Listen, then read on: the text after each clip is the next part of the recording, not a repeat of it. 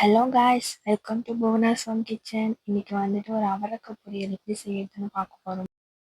இப்போ வந்துட்டு அவரைக்காயில் 2 சைடும் நார் இருக்கும், அதை எடுத்துடுங்க.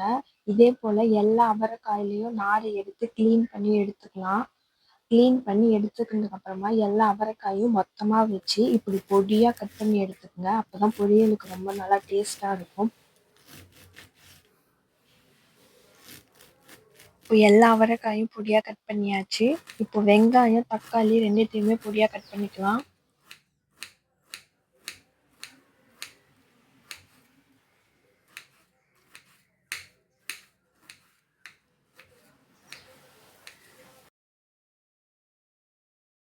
இப்போ கடாயில் 2 டேபிள் ஸ்பூன் எண்ணெய் விட்டுக்கிறேன். எண்ணெய் சூடானதுக்கு அப்புறமா உளுத்தம் பருப்பு, கடுகும் தாளிச்சிக்கிறேன்.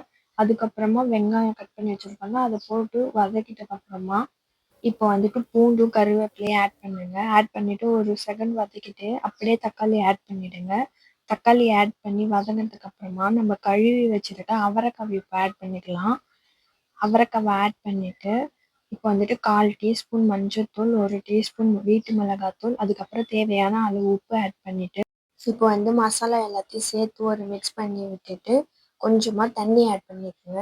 தண்ணி ஆட் பண்ணி வச்சுட்டு ஒரு 5 நிமிஷம் ஹை ஃப்ளேமில் வைங்க.